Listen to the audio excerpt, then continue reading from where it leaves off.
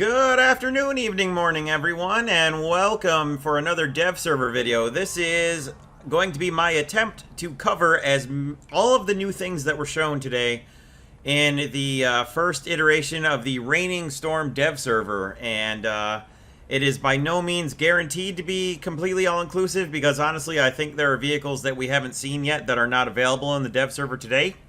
But we're going to start with the USA, and within the USA we're going to go through Army, Helicopters, Aviation, Fleet, then we'll move to Germany and we will do the same and so on down the line. So, starting with the USA, we have no new tanks. So that's kind of a boring start, but if it keeps this video shorter, so much the better. There's supposed to be a new shell for the IPM-1, but it's not there yet. So for those of you who are wondering about that, the M900 round is not actually showing up yet. We still just got the M833. So, in case anyone says, but wait. Under Helicopters for the USA, sadly, there is also nothing new. Under Aviation for the USA, we actually have got a couple of new airplanes. We have got a 4.3 battle rating Razorback P-47D-22. It looks just like this. That is got the same armament loadouts as the regular P-47Ds with the bubble canopies that you're used to seeing. So 10 HVARs, 2 1000s, and a 500. It's a bit slower, however. So bear that in mind. It is located at 4.3 in rank 3 of the regular tech tree. And then we've got in rank 2, over in premium, we've got the YP-38, which is also pretty interesting. I kind of like the bare metal skin pre-World War II test vibe of it. This one, interestingly, does not have the same weapons as what you would expect for a P-38. It's got 250 cals, 230 cals, and a 37mm M4 cannon with only 15 rounds, so you're going to want to be careful with that one. But it is an interesting premium for sure. Hang on, I almost forgot one thing. A very important upgrade for the F4 Phantom, and that is the AIM-7 Sparrows. And the F4E gets the AIM-7E Sparrow that can fly at Mach 2 and pull 15 Gs. No other information in game about what limitations otherwise that they have. And the F4C gets the AIM-7 Delta version, so the Delta for the C and the Echo for the Echo. Unfortunately, they don't work right in the first instance of the dev server, so expect and hope that a second version of the dev server will bring us working AIM-7s and also some ability to choose between which missile we would like to launch, because I don't always want to fire Sparrows at some targets where I would prefer to fire, you know, a Sidewinder, or vice versa. But AIM-7s for the F4s is a very, very welcome upgrade, and it's really exciting for me to see my beloved F4 with all 8 of the missiles that it should be carrying. Alright, and then for the fleet under the US, we have got the USS Northampton Heavy Cruiser, and I'll give you guys a look at the modifications here. I haven't played Naval in forever, so I'm not gonna even, like, presume to judge whether this looks good or not. 8-inch guns look good, but I don't know if this is better or worse than anything else that any other nation has. I'm just showing you what's there. Moving on to Germany. Under Germany Army, we have got... Wait for it. We actually have got something new. We've got the TAM-2C. So, we've got the regular TAM back in... Got the regular TAM at 8.7, and then we've got the TAM-2C at 9.3. Much better, same power to weight ratio, but a slightly heavier vehicle, so it still moves just as fast. It's got this basket on the back for identification. It's got side skirts covering up the tops of your tracks, and it's got the same gun. However, the big difference is, if you look at the modifications here, you get DM63 APFSDS. It's 105mm DM63, but still, that's pretty good. It also gets a laser warning system, which I haven't had the opportunity to test out, but should let you know if you're being locked onto by either a laser rangefinder or a laser targeting system, like for helicopter-launched ATGMs. Pretty neat there. And that was it for Germany's ground forces tree under helicopters. Nothing new. There's no helicopters under any nation, so spoiler there. I'll still look and just show you so you can see for yourself. But under German air, we actually have got something new. And it is right here, the German IL-28. So we'll just bring that up here. This is the absolutely same IL-28 as under the Soviet tree. It's not the IL-28 Sturmovik, the IL-28SH. It's the regular IL-28. Same modifications, same everything, same flight performance. It's all standard. But it's a bomber, a jet bomber, but that's newer than the Arado. So it's an upgrade, all the same, for Germany. Under Germany's fleet, we have got nothing new. I thought there was one here, but I'm misremembering. Okay. Moving on to the USSR, under the Army, we have definitely got some interesting vehicles here. So, scooting down to all the way at the bottom, we've got the T-72B 1989, which is folded with the already present T-72B. That's a 9.7 battle rating tank. Let's take a look at that. We have it in our lineup already. And the T-72B3 from 2011, which is also a very interesting tank at 10.7. So we'll take a look at both of them quick here. So the T-72B 1989 right here, we've got ERA panels on the side of it. I'll show you in the X-ray and the armor viewer here. We've got Contact 5 ERA on the sides, on the front, and on the turret. Very interesting. It's going to be interesting to me to see if the Kill Bill top-down missiles make it through this ERA on the top of the turret. I suspect they might have a bit of a problem with it. Also a lot of composite armor in the turret cheeks and ERA on the outside of it. This is going to be a tough cookie to crack here if you run into this thing. You can still get the ammo carousel pretty easily from the sides and lower front, but it's going to be a pretty tough target from directly straight ahead. And then there's the upgraded version, which is the T-72B3. This one in the armor and X-ray is even better. It's also got Contact 5 ERA all over it, but it's got a lot more of it. This is Relic ERA on the sides here. And interestingly, we'll show you the difference between this one and the stock. So you can see a lot more ERA on this thing to protect it from top-down attacks and from RPGs and such to the side. Anti-tank guided missile type weapons. So, we'll show you real quick here in the modifications. The important modification here is this T-72B3 UBH. That's the increased protection and also changes out the engine, as you can see there. So if we take this off, then we go back and look at this thing. So now you see it looks like the T-72B 1989, almost exactly the same.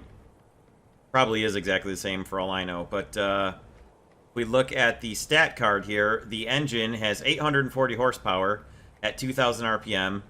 And we have just the T-72B 1989 looking ERA. These are the same ERA blocks on the sides, front, and on the top of the turret. And then if we go back and re-enable this in modifications, now we see that we've got this Relict 5, or just Relict, sorry. Relict ERA packages on the side and on the blocks on the side here. And then slat armor on the sides and the back of the tank and the turret, which also should be quite well at protecting it from heat rounds and some ATGMs, and even probably some strafing. And then if we look at the stat card, we've now got 1,130 horsepower at 2,000 RPM. So it gets much faster. You can look in my test drive video that I'll be publishing as well, and you'll see this thing gets significantly faster acceleration and better engine power when you get that UBH upgrade. So that's a very, very interesting upgrade there.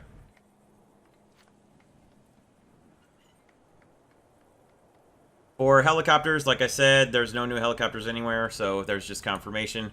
For the air tree, we do in fact have new aircraft here. There should be, where did it go? That's right, it's down farther. There is an Su-6 premium aircraft, which I don't have in a crew. Hang on. Take a look at this thing real quick. No gunner, but has a very interesting armor in it. But as you can see, there's a oil cooler armor protection here, and then the pilot's got quite a bit of armor protecting him from ground fire. So, kind of neat there. As far as weaponry armament modifications, pretty standard looking, like any other IL-2 or SU-6, essentially, for the ground attack. And then 4 7.62 machine guns and 2 23mm cannons. So, interesting low-altitude attacker there, and it's also premium, so that's kind of got a little bit extra benefit. And then we've got the SU-7 BKL strike fighter here, with a whole lot of ground ordnance it can carry. It's got an extra 2 pylons over the basic SU-7. So looking at the modifications here, you can get up to 160 S5K rockets, you can get up to 42 S3Ks, you can carry a bunch of bombs as normal, and you can get 6 S-24 air-to-ground nuclear rockets. They're not really nuclear, but, you know, nuclear as in they destroy everything. And with the Soviet fleet, we have got the PR-50 frigate. I'll take a look at the modifications for you here quick. There you go. And that's it for Soviet Navy. In Great Britain, under the Army, we have got a whole lot of nothing, unfortunately. So nothing new there. Helicopters, of course, same as everybody else. Under aviation, we do actually have at least one new aircraft for sure. Let's see. I think it's just the one. And that is also a British Thunderbolt Mark 1, which is another P-47D Razorback, but in British colors, and with all the same weaponry loadouts as any standard P-47 carries. So the benefit here, I think, is it's a 4.3, which kind of fills in a nice ground attacker, kind of a hole in the British ground attack tree, as far as I'm concerned, where you get the ability to use the 4.3 P-47 loadout with your British tanks now. So quite a nice vehicle to have in your back pocket for things like an Operation Summer type event where you have to get a bunch of air kills, and the easiest way to get a lot of air kills, or kills with aircraft rather, quickly is with an aircraft in a tank battle, and that's going to be a very good one at 4.3. For the British fleet, we've got the HMS Peacock Subchaser. I'll show you the modifications there. Mom.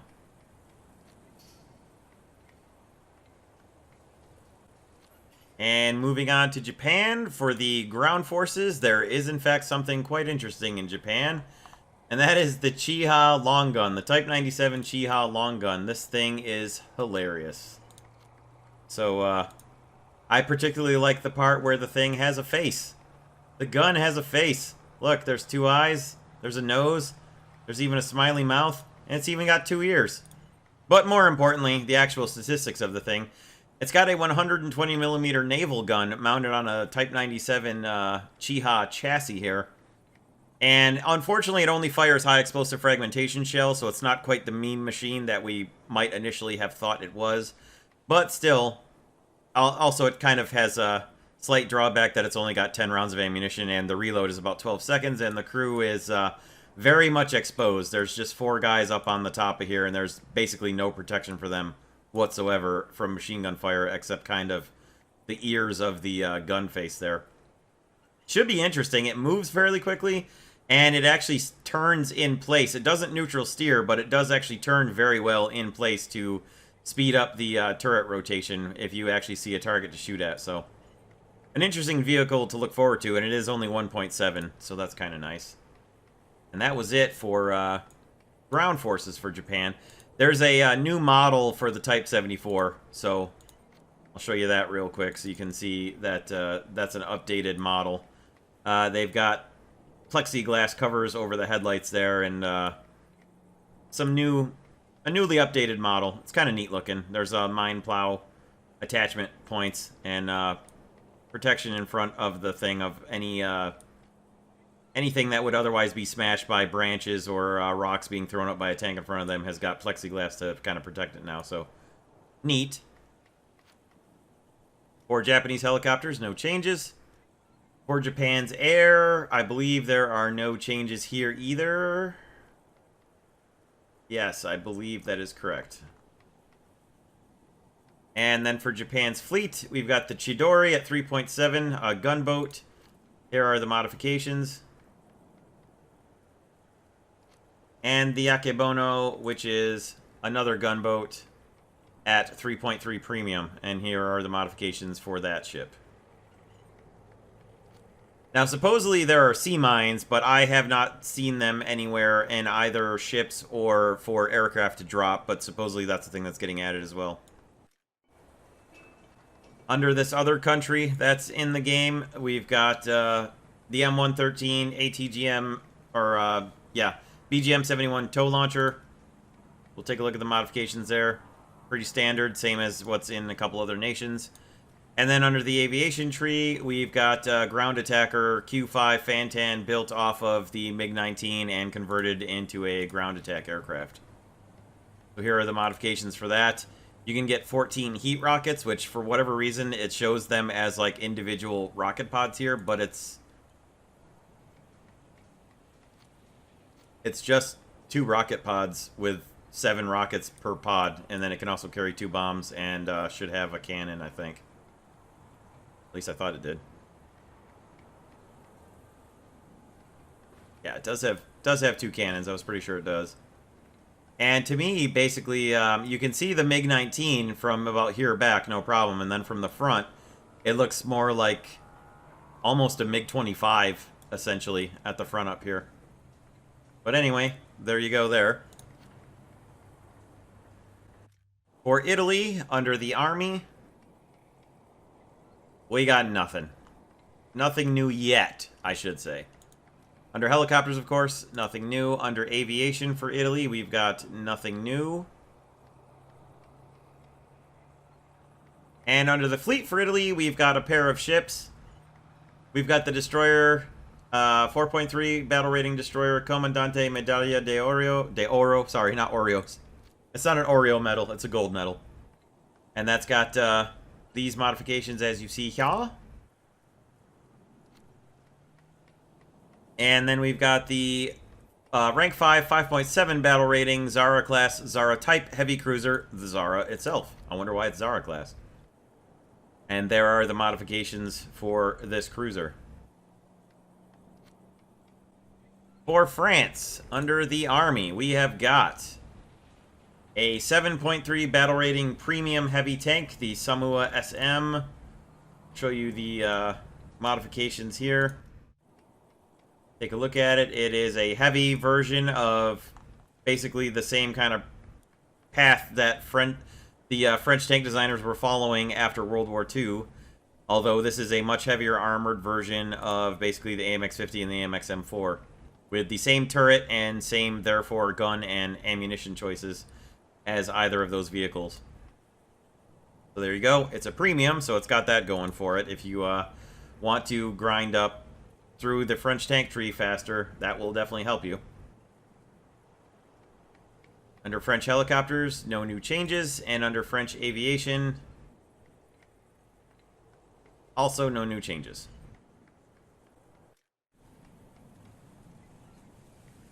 Finally, we come to Sweden, and under Swedish Army, don't let this fool you, that's not really a new vehicle for this dev server. Under Sweden, we've got the STR-V104, which ended up being a lot more exciting and interesting than I thought it was going to be. Because it's essentially very similar to the Shoot, Kill, Delete, the Shoot, Kill, Delete on the British tech tree, which is an upgraded Israeli Centurion, and it's very similar, I think, at least externally. I don't know how involved Sweden and Israel were in working on the 2 tanks, or if it was separate, or if one came up with the other and came up with the idea, and then the other nation said, hey, I will buy that off of you. But anyway, with the X-Ray, we can see we've got some ERA protection on the front of it. Only on the fronts, but that's where you expect to probably run into the most sort of threats coming at you. And under the armor, pretty good looking armor protection. They put some extra high hardness rolled armor on the turret face here, so it didn't have the flat turret mantlet. So that may give you some nice protection there. And then looking at the modifications, we've got up to the equivalent of DM-23 105mm APF SDS as the ultimate gun round, so that's pretty good. Otherwise, pretty standard ammunition there. You get APDS as your stock ammunition, and then you get the normal upgrades. Looks pretty good. It's the same speed as a regular Centurion, unfortunately, but gun-wise, it's much more compelling, so pretty interesting there. And then for the aircraft tree, we've got the float plane version of the B-17BS, as you can see. And that is that, so we'll take a look at that little baby. Out here in the water on its giant pylons. Cracks me up. So for modifications, you've got M42 bombs, then M40 bombs, and you can get some offensive 8mm and defensive 8mm upgrades, and pretty standard otherwise. That's a 1.3 battle rating aircraft and leads directly to the 1.3 battle rating B-17 without pylons. And I believe that brings this video to a close. That should be everything that there was. Thank you all very much for watching. I hope this covered everything you had questions about. As I said, I don't think we've seen every vehicle that's going to come in this new patch. I don't think everything was ready, and I don't think we got everything in this first instance of the dev server. So I expect that there will be upgrades and additions. And when the next dev server comes out, assuming there is another dev server and assuming there are new things, I will make a roll-up video of that, and I'll just cover the additional stuff that's in the second or third or however many iterations of the dev server we get. So, hope you enjoyed this. Hope it was helpful. Let me know what you thought in the comments below, and I will shortly be also publishing a video that contains all of the test drives that I did during the first dev server. So, thanks very much for stopping in and checking this one out. We'll see you all in the next video, and have a great rest of your day, everybody.